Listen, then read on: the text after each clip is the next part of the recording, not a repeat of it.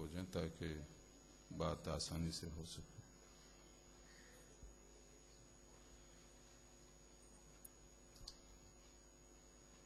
الحمد للہ رب العالمین والصلاة والسلام علی رسولہ الکریم وعلی آلہ وصحبہ اجمعین ومن تبعہ بإحسان الی یوم الدین، اما بعد۔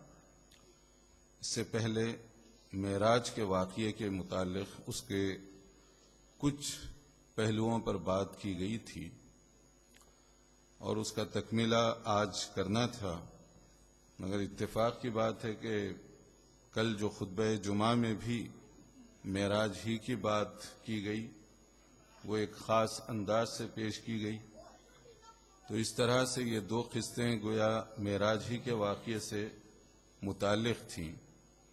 اس میں کچھ جو پہلو ہیں ان میں سے ایک جو رسول اکرم صلی اللہ علیہ وسلم کو جن باتوں کا، جن چیزوں کا خاص طور پر مشاہدہ کروایا گیا، ان میں سے ایک کا ذکر یہاں انشاءاللہ اس وقت کیا جا رہا ہے کہ رسول اکرم صلی اللہ علیہ وسلم کو جب اوپر لے جایا گیا تو وہاں مختلف چیزوں کا آپ کو مشاہدہ کروایا گیا، سیر کروائی گئی، وہ چیزیں دکھائی گئیں بطور نمونے کے۔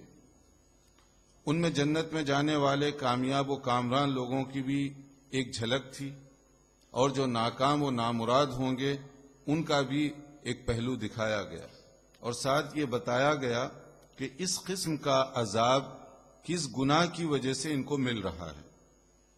ان میں سے ایک کہ آپ نے دیکھا کہ ایک بہت ہی خطرناک قسم کا پانی ہے، جیسے دریا ندی ہے، سرخ رنگ کا، اور اس میں کچھ لوگ ہیں جب وہ باہر نکلنا چاہتے ہیں تو بہت بڑے پتھر کے ذریعے سے ان کو واپس لوٹا دیا جاتا ہے، یعنی ہر بار وہ پتھر کھاتے ہیں پھر واپس چلے جاتے ہیں، اور بہت کوشش کرتے ہیں کہ پھر واپس آئیں۔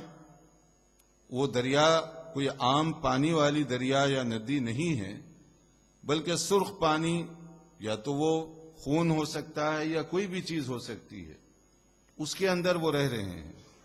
اس سے وہ نکلنا جب چاہتے ہیں تو ان کو اسی عذاب میں دوبارہ لوٹایا جاتا ہے، نکلتے وقت بھی ان کے لیے سخت اذیت، اور واپس جو لوٹایا جاتا ہے دھکے مار کر، جس کو ہم کہتے ہیں پتھر مار کر، وہ اس طریقے سے ان کو واپس لوٹایا جاتا ہے۔ نبی صلی اللہ علیہ وسلم نے یہاں رک کر دریافت کیا کہ یہ کون لوگ ہیں، کیوں یہ عذاب ہو رہا ہے؟ تو نبی صلی اللہ علیہ وسلم کو جو ریزن بتایا گیا، جو سبب بتایا گیا، وہ سبب بہت ہی غور طلب ہے۔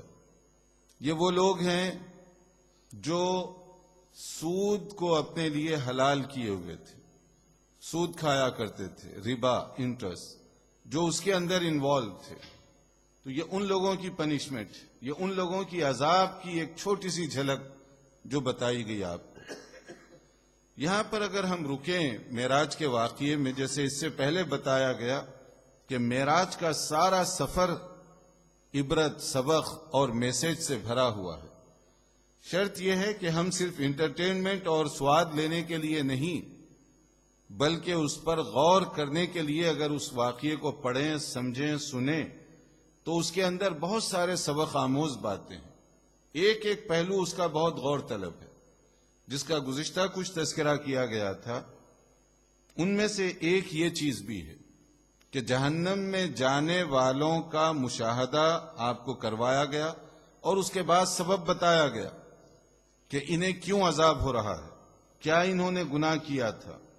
تو اب یہ سود کی یہ تباہی ہے، سود کی وجہ سے ان کو یہ سخت ترین عذاب دیا جا رہا ہے، اور یہ عذاب کتنے دن کے لیے ہوگا؟ یہ عذاب ان کو اس طرح سے فاریور، ہمیشہ ہمیشہ کے لیے بھگتنا ہے، ایک دن، ایک مہینہ، ایک سال نہیں۔ اس لیے کہ جب فیصلہ ہوگا جنت اور دوزخ کا تو اس کے بعد موت کو ختم کر دیا جائے گا۔ موت کو ختم کرنے کا مطلب اب جو جنت میں جا چکے ہیں وہ ہمیشہ ہمیشہ جنت میں رہیں گے، اب موت نہیں آئے گی ان کو. اور جو جہنم میں چلے گئے وہ ہمیشہ ان کو رہنا ہوگا. اب ان کے لیے موت نہیں آئے گی کیونکہ موت ختم کر دی گئی.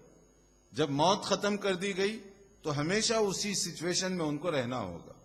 ہاں اگر کوئی ایسا آدمی ہے جس کے دل میں ایمان تھا، توحید کا اس نے اعلان کیا ہوا تھا، مگر گناہوں سے آلودہ زندگی گزارتا رہا، تو گناہوں کی سزا اس کو ملے گی. اور اس کے بعد اللہ تعالیٰ غفور الرحیم ہے کہ اس کو وہ گناہوں سے جتنی اس کی سزا ہے نکال کر پھر وہ جنت میں داخل کرے. لیکن یہ ان لوگوں کے لیے جو ایمان کی حالت میں دنیا سے رخصت ہوئے مگر گناہ کرتے رہے، تو گناہ کی جو سزا ہے وہ اس کو ملے گی وہاں پر. اب یہ کتنے دن کی ملے گی یہ صرف اللہ تعالیٰ بہتر جانتے ہیں کہ اس کا گناہ کتنا تھا. اس حساب سے جہنم کی کیفیت یہ ہے کہ وہاں ایک سیکنڈ بھی آدمی اگر رہے تو دنیا کی بڑی سے بڑی ہیوی سے ہیوی جو مصیبت ہو سکتی ہے جس کو آپ سوچ بھی سکتے ہیں، جہنم کی جو تکلیف ہے وہ دنیا کی بڑی سے بڑی مصیبت سے کہیں زیادہ سخت ہے. تو اگر اس کے اندر کچھ سال گزارنے پڑ گئے، ایک طویل عرصہ گزارنا پڑ گیا اسی تکلیف میں، تو ہم سمجھ سکتے ہیں کہ وہ کتنی اذیت ہوگی ایک آدمی کے لیے.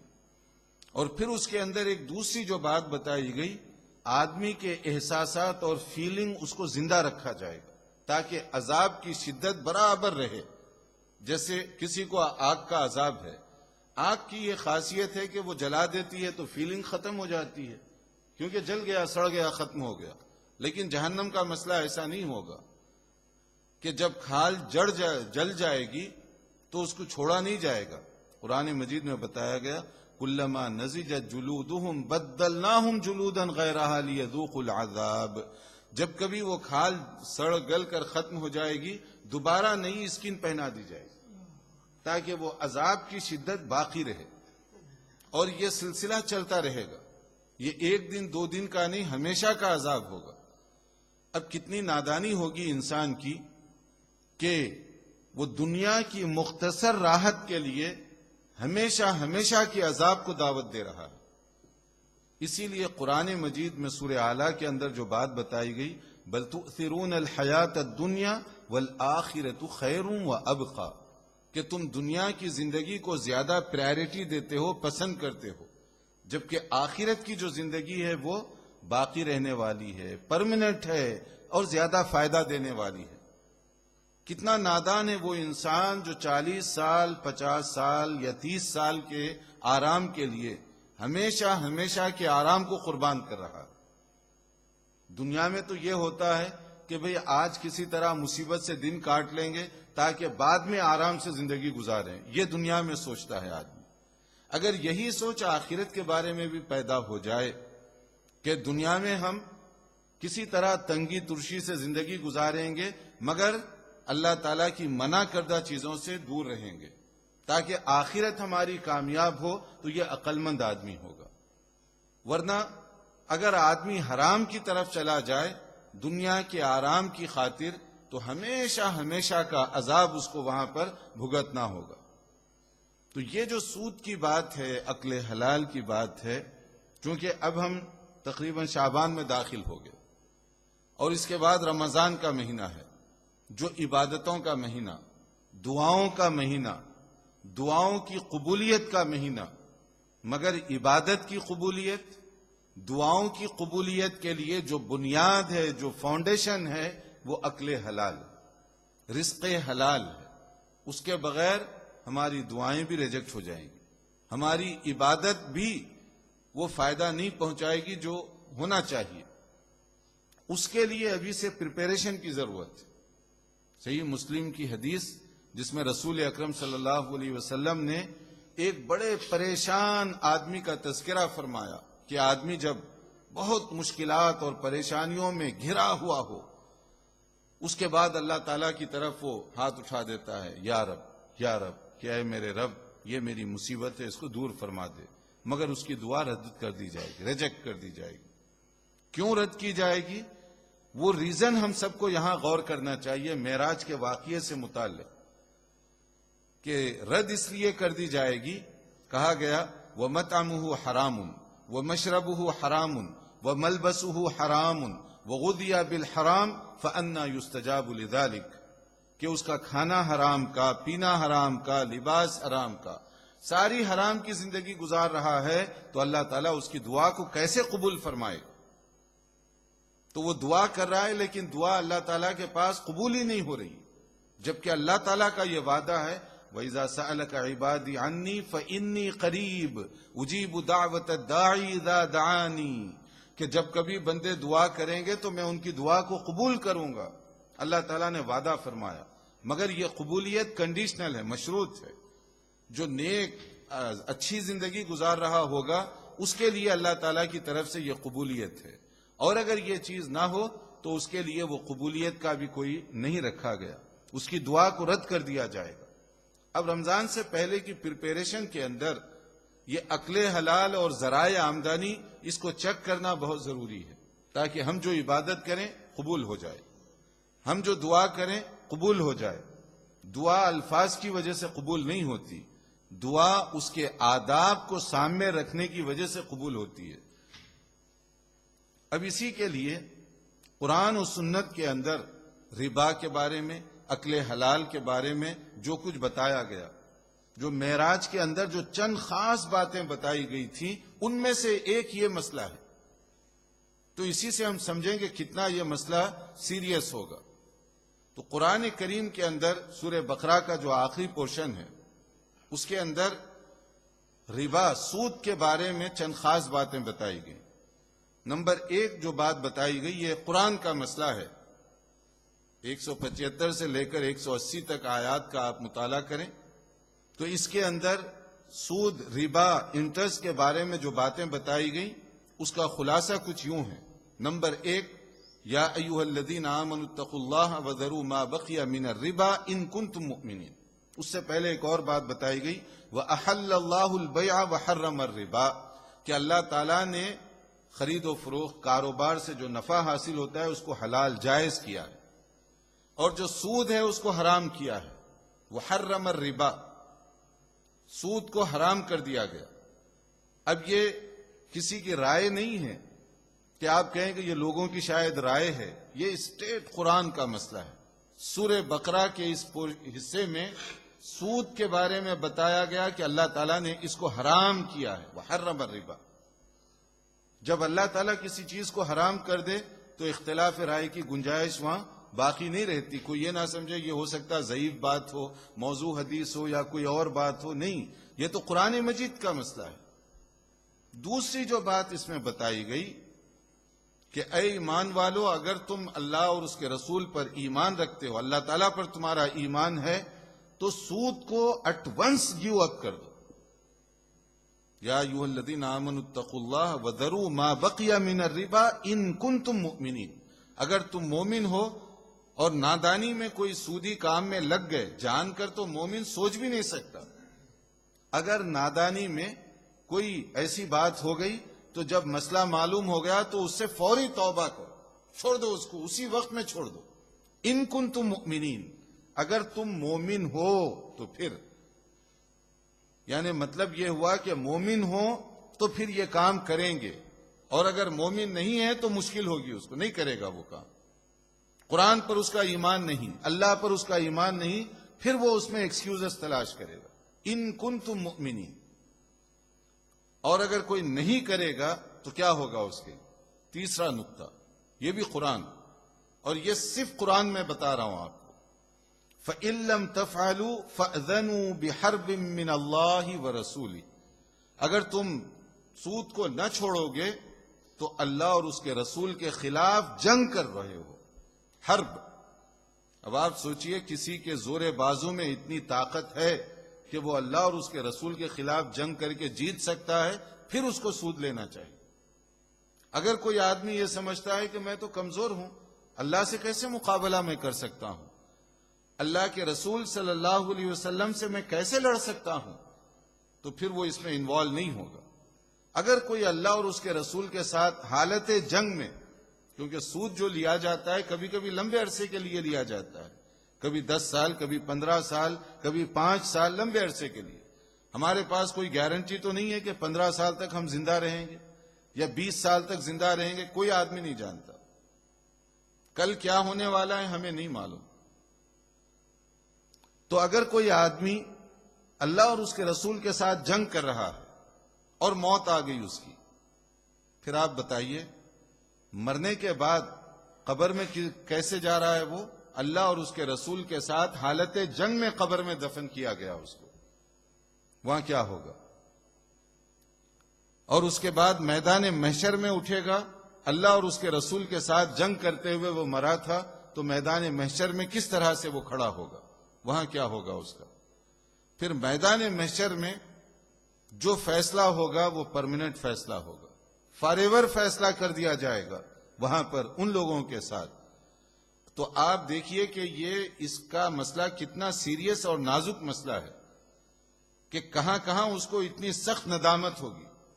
قبر کی منزل کٹھن ہو جائے گی اس کے لیے، میدان محشر کا مسئلہ کٹھن ہو جائے گا اس کے لیے.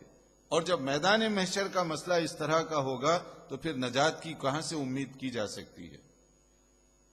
سود، ربا، اس کے بارے میں رسول اکرم صلی اللہ علیہ وسلم نے جو ارشادات فرمائے ہیں ان کو آپ سامنے رکھیے تاکہ اس میں کسی قسم کا کوئی ہیلا سامنے باقی نہ رہے. نبی صلی اللہ علیہ وسلم نے فرمایا کہ لعن رسول اللہ صلی اللہ علیہ وسلم آکل الربا وموکلہ، کہ نبی صلی اللہ علیہ وسلم نے اتھینٹک حدیث لعنت فرمائی ہے. کس پر لعنت فرمائی ہے؟ ربا، سود لینے والے پر، کھانے والے پر، اور سود کھلانے والے پر. پھر وکاتبہ، جو اس کے کام میں لکھے، یعنی جو سیکریٹری بنے یا وہ کام کرے جو سود کا کام ہے، انوالومنٹ. اور وہ شاہدیہ، اور جو گواہی دے اس کے کام میں، کانٹریکٹ میں، جو وٹنس کے طور پہ سائن کرے. قال ہم سوا، نبی صلی اللہ علیہ وسلم نے فرمایا گناہوں میں یہ سب برابر ہوں گے.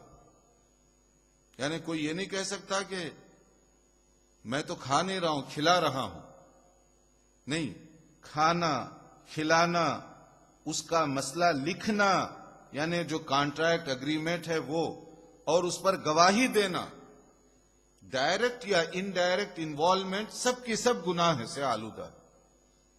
براہ راست یا بالواسطہ جو اس میں شریک ہوگا وہ سب کے سب گناہوں سے آلودہ ہیں اس کے اندر.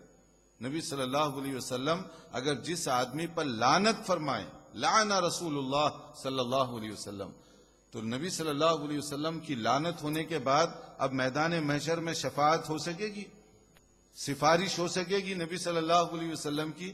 وہاں پر تو ہم سب کو سفارش کی ضرورت ہوگی نا. ہم سب محتاج ہوں گے کہ کوئی شفاعت کرے، کوئی سفارش کرے. اور سب سے بڑے سفارش کون کریں گے؟ وہ نبی صلی اللہ علیہ وسلم. اب جس آدمی پر آپ لعنت بھیج رہے ہیں اس پر کیا شفاعت فرمائیں گے؟ اس کے لیے آپ کیا سفارش فرمائیں گے؟ اور نبی صلی اللہ علیہ وسلم نے ایک اور حدیث میں فرمایا اجتنبوا السبع الموبقات، 7 ایسی چیزیں جو تم کو ہلاکت میں ڈالنے والی ہیں اس سے پرہیز کرو، جس کو ہم کبیرہ گناہ کہتے ہیں، بڑے گناہ، میجر سنس. اس کے اندر ایک بات وہی ربا کی ہے، یہ ہلاکت میں ڈالنے والی ہے، یہ بڑے اور کبیرہ گناہوں میں ہے، اس سے تم بچو.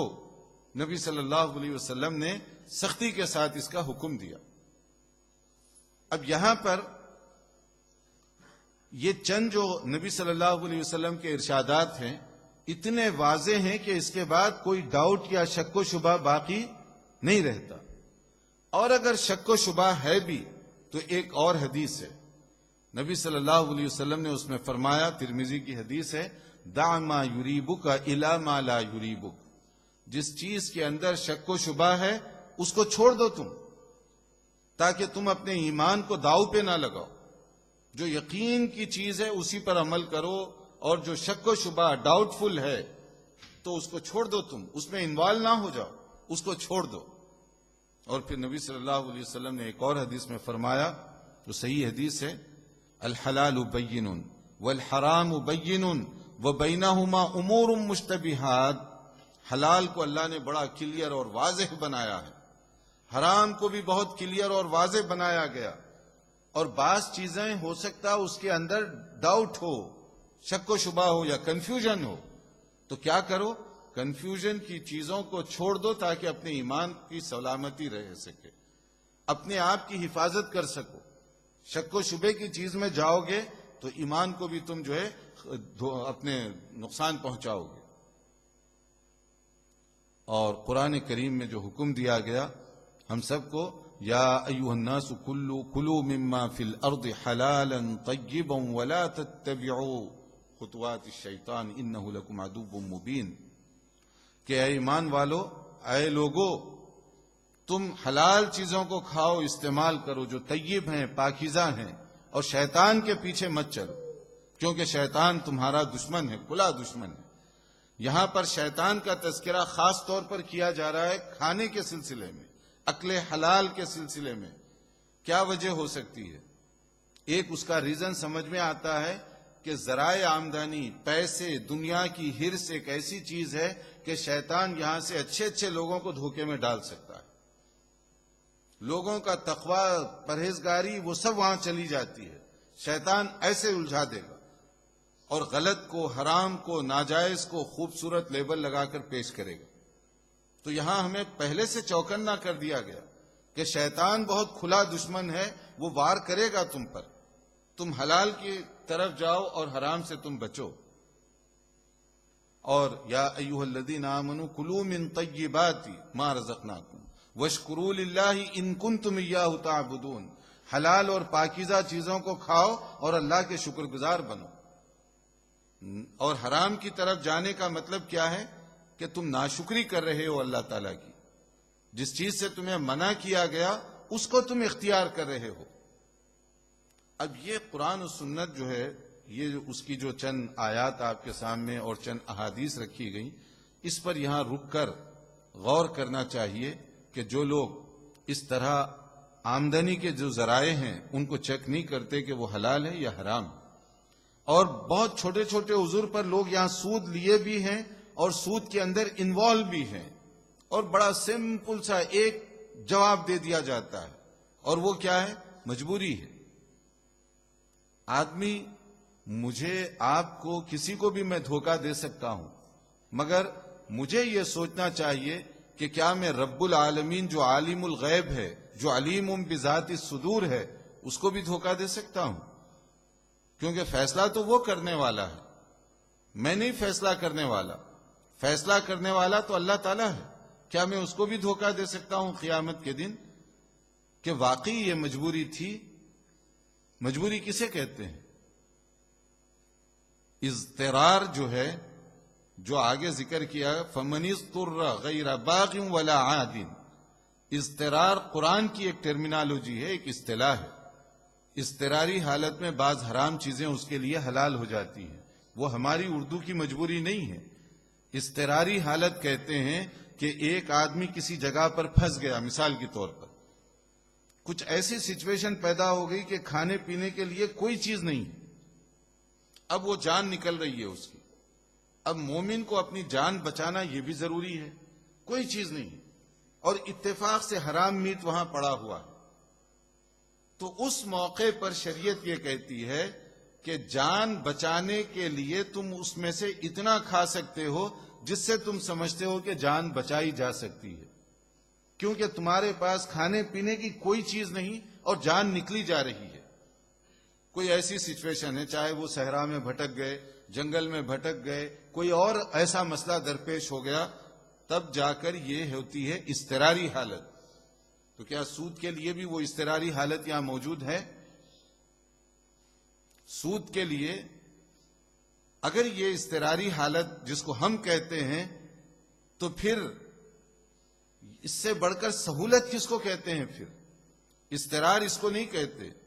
آپ دیکھیے دنیا میں ایسے بعض ممالک ہیں، انڈیا میں آپ چلے جائیں، پاکستان کے بعض علاقوں میں، بڑے شہروں کے، اور انڈیا کے اندر تو بعض علاقوں میں جیسے بمبئی وغیرہ میں بعض جگہوں پر ایسے لوگ ہیں جو پوری زندگی فٹ پاتھ پر گزار دی، یعنی وہ پیدا فٹ پاتھ پر ہوا بچہ اور پوری زندگی اس کی وہیں پر گزری، کوئی جگہ نہیں ہے رہنے کے لیے اس کو۔ اور وہاں بھی لوگ ان کو فتویٰ نہیں دیے کہ آپ کے لیے یہ اضطراری حالت ہے، آپ سود لے سکتے ہیں، حالانکہ وہاں معلوم ہو رہا ہے کہ بالکل وہ سڑک پر بیٹھا ہوا ہے، فٹ پاتھ پر اس کی پوری زندگی گزر رہی ہے۔ کم سے کم اللہ تعالیٰ نے ہمیں ایسا تو نہیں بنایا یہاں پر۔ یہاں اتنی سہولت ہے کہ آپ اپنا گھر یا کرائے کا گھر یا کونسل کا گھر یا ایسوسیشن کی طرف سے گھر، کئی طریقوں سے آپ اپنا سر چھپا سکتے ہیں، کئی طریقوں سے اللہ تعالیٰ نے سہولتیں آپ کو دی ہوئی ہیں۔ پھر بھی اگر کوئی آدمی کہے کہ مجبوری ہے، تو اب آپ بتائیے واقعی یہ مجبوری ہے؟ واقعی اس کو اضطراری حالت ہم کہہ سکتے ہیں؟ تو یہ جو اضطراری حالت ہم نے اپنی بنائی ہوئی ہے، یہ اپنے نفس کو خوش کرنے کے لیے۔ اسی لیے میں نے کہا کہ کسی کے فتوے کی ضرورت نہیں ہے، آدمی اپنے دل، اپنے ضمیر سے یہ فتویٰ خود پوچھ سکتا ہے، اس کا دل اور ضمیر اس کو بتائے گا۔ اس سے تو اگر مثلا یہاں کوئی رہ کر حرام میں انوالو ہونے والا ہے، پھر اس سے تو ہماری انڈیا اور پاکستان کی زندگی بہتر ہے کہ کم سے کم وہاں تو آدمی حلال کے ساتھ زندگی گزارتا، چاہے وہ کھانے پینے کا اسٹینڈرڈ تھوڑا سا کم کیوں نہ ہو، مگر وہ اس کی زندگی تو پاکیزہ زندگی تھی۔ وہاں پر ایک دیہات کا رہنے والا، ایک زراعت پیشہ انسان مجبوری کے ساتھ صحیح مگر حلال کی روزی کھاتا ہے، محنت دن بھر 8 گھنٹے نہیں 10 گھنٹے 12 گھنٹے کام کرے گا، روکھی سوکھی کھائے گا، مگر جو اس کو میسر ہے حلال وہ کھا رہا ہے۔ تو اس کا معنی یہ ہوا کہ اتنی محنت کر کے جو یہاں پر آئے، حلال کو چھوڑ کر پھر حرام میں انوالو ہو گئے، تو یہ تو گھاٹے کا سودا ہوا، یہ تو نقصان کا سودا ہوا، اگر آدمی اس اعتبار سے غور کرے تو۔ اس لیے ہمیں یہاں پر کسی کو جواب دینے کے لیے نہیں، خود اپنے ضمیر سے یہ سوال کرنے کی ضرورت ہے۔ اور اسی لیے آپ دیکھیں گے کہ علماء کرام، محدثین، فقہاء، وہ کس نظر سے دیکھا کرتے تھے ان چیزوں کو۔ امام بخاری رحمت اللہ علیہ جب ان کے والد کا انتقال ہو رہا تھا، وہ بھی ایک اونچے درجے کے محدث گزرے ہیں، امام بخاری کے والد بھی محدث تھے۔ جب ان کا انتقال ہو رہا تھا تو انہوں نے ایک بہت غور طلب بات کی، جو والدین کے لیے بہت غور طلب، توجہ طلب ہے۔ انہوں نے کہا کہ میں اپنے بچے کے لیے کوئی زیادہ دولت نہیں چھوڑ کر جا رہا ہوں، معمولی سی کچھ ایسی رقم چھوڑ کر جا رہا ہوں، البتہ یہ مجھے یقین ہے کہ جو میں اپنے بچے کے لیے چھوڑ کر جا رہا ہوں اس میں ایک پائی بھی حرام تو بڑی بات ہے، شک و شبے کا بھی نہیں، ڈاؤٹ کا بھی ایک پائی نہیں، پیسہ نہیں۔ امام بخاری ایسے ہی نہیں بن گئے، والدین کی یہ نیکی، والدین کا یہ تقوی، والدین کی یہ پرہیزگاری تھی، یہ ان کے والد کا تقوی تھا، جنہوں نے یہ فیصلہ کیا کہ میں اپنے بچے کے پیٹ میں حرام تو بڑی بات ہے، شک و شبے کا بھی ایک پیسہ نہیں جانے دوں گا۔ اور ان کی والدہ محترمہ، ان کا تقوی کچھ کس انداز کا تھا کہ جب امام بخاری رحمت اللہ علیہ بچپن میں نابینا ہو گئے، کوئی بیماری کی وجہ سے ان کی بینائی پہ بڑا اثر پڑ گیا تھا، اب وہ دیکھ نہیں پا رہے تھے۔ اماں جان ان کی پتہ نہیں کس طرح کی انہوں نے دعائیں کی، وہ اس انداز کی دعائیں تھی کہ اللہ تعالیٰ نے امام بخاری کی جو بیماری ہے وہ دور فرما دی اور ان کی بینائی واپس ہو گئی۔ اب وہ کیسی ماں رہی ہوگی، کیسا تقوی رہا ہوگا، دعاؤں میں کیسی تاثیر رہی ہوگی۔ دعا ایسی قبول نہیں ہوتی، دعا قبول ہوتی ہے وہ تاثیر کی وجہ سے، وہ تقوی اور پرہیزگاری کی وجہ سے۔ یہ والدہ کا کردار اور یہ والد کا کردار پھر نتیجے میں جا کر امام بخاری بنے، جن کو لوگ ہر دور میں عزت اور احترام کی نظر سے دیکھیں ہیں، ہر دور میں ان کا مقام بہت اونچا اور اعلیٰ رہا۔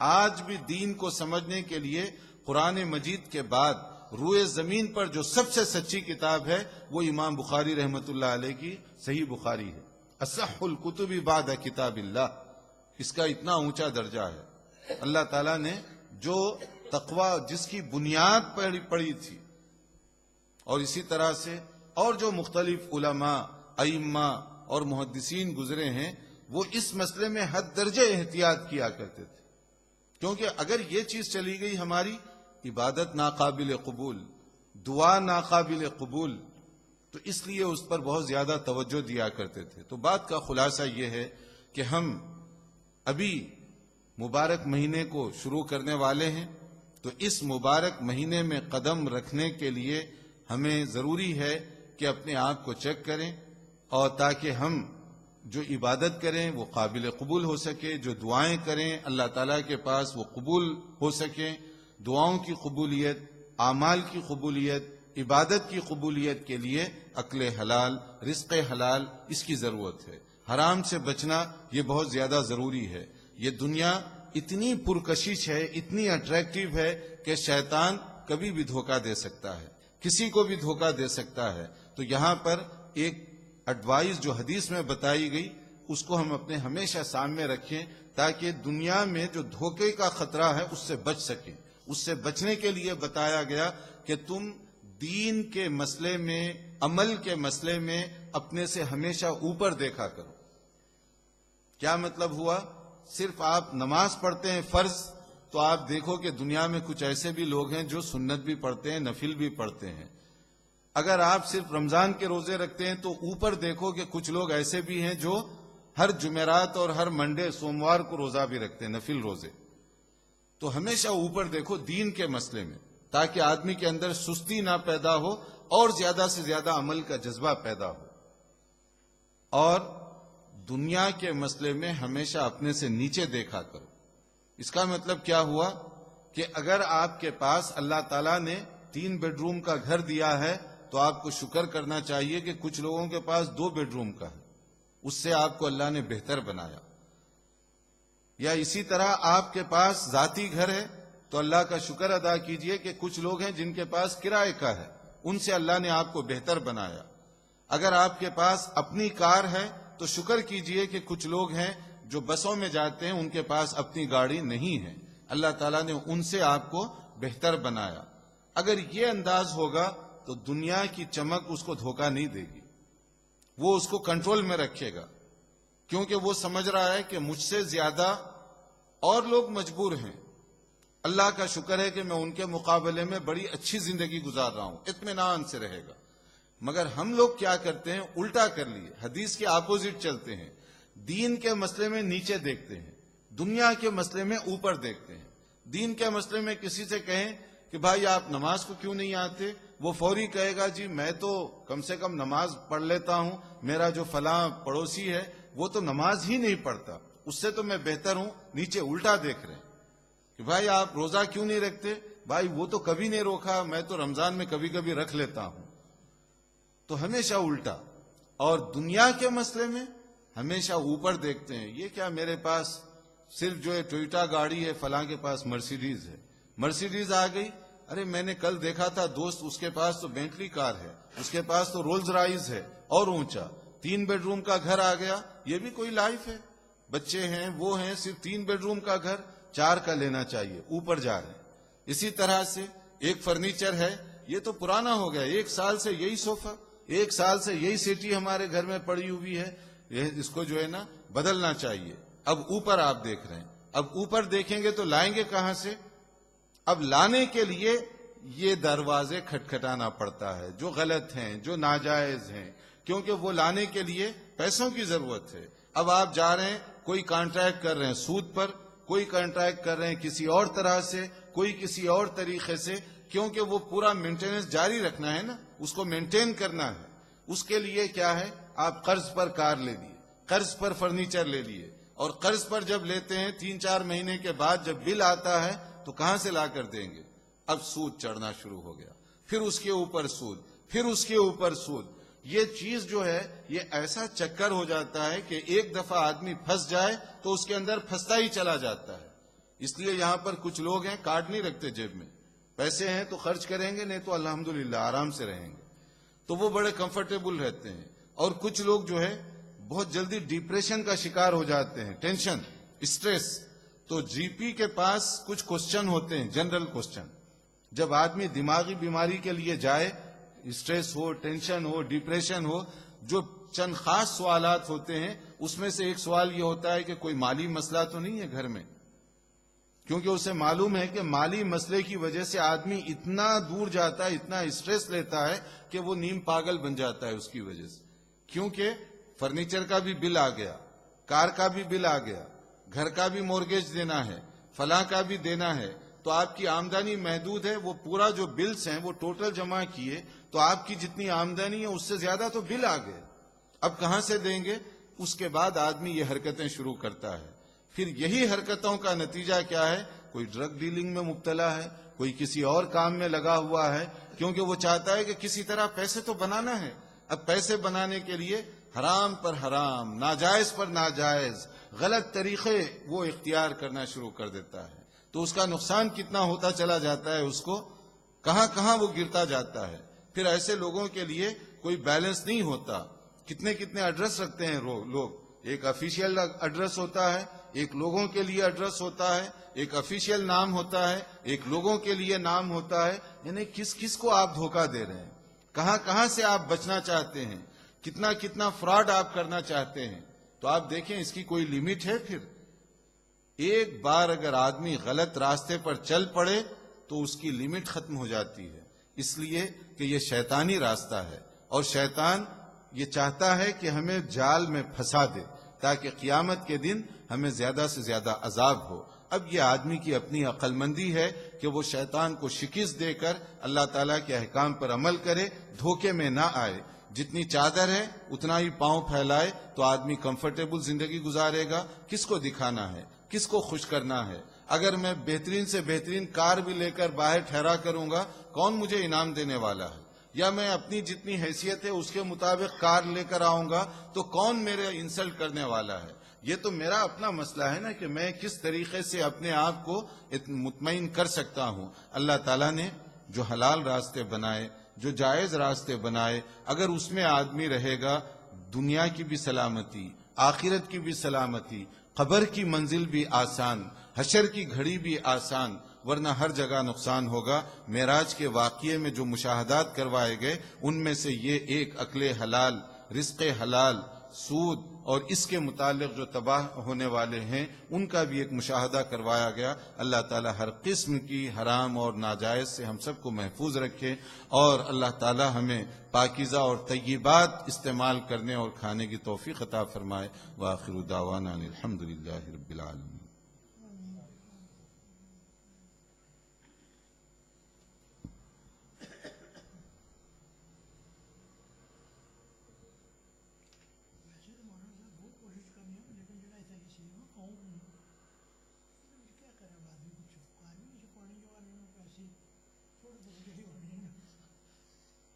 ہاں، یہ جو مسئلہ ہے اکاؤنٹ کا، دیکھیے اکاؤنٹ میں یہاں پر دو قسم کے اکاؤنٹ ہیں. ایک سیونگ اکاؤنٹ ہے، ایک کرنٹ اکاؤنٹ ہے. بینک میں اگر آپ کرنٹ اکاؤنٹ میں اپنا وہ رکھے ہوئے ہیں تو وہ لوگ اس پر سود نہیں دیتے، بلکہ الٹا آپ سے چارج کرتے ہیں وہ. اور اگر سیونگ میں رکھتے ہیں تو اس میں دیتے ہیں. تو اس کا صحیح طریقہ یہ ہے کہ آپ کرنٹ اکاؤنٹ میں رکھ لیں تاکہ اس کے اندر آپ کو اس سے بچا جا سکے، سود سے. اور اگر کوئی آدمی کسی وجہ سے سیونگ رکھا بھی ہے تو اگر وہ انٹرسٹ جو ہے وہ لوگ دیتے ہیں تو آپ ایسی جگہوں پر اس کو لگا سکتے ہیں جو کہ یہ اضطراری کیفیت میں، یعنی بالکل بعض اوقات لوگ کہیں پر فقر و فاقے سے ہیں، یعنی کوئی اپنی فیملی کے لیے نہیں، اپنے ذاتی اخراجات کے لیے نہیں، کوئی دینی کام کے لیے مطلب مسجد وغیرہ کے لیے نہیں کر سکتے. اگر کوئی ایسی جگہ ہے تو بعض اوقات جیسے یہ چیریٹیز وغیرہ ہیں وہ اپنے پاس وہ رکھی ہوئی ہیں کہ کچھ لوگ جیسے فلڈ میں بہہ گئے، سارا سامان بہہ گیا، گھر بھی ختم ہو گئے، تو ان کے لیے وہ رقم خرچ کی جا سکتی ہے. لیکن یہ ایک شکل ہے اگر آپ جو ہے اس کو اوائڈ نہ کر سکے، ورنہ آپ کرنٹ اکاؤنٹ میں رکھیں تو کوئی حرج نہیں.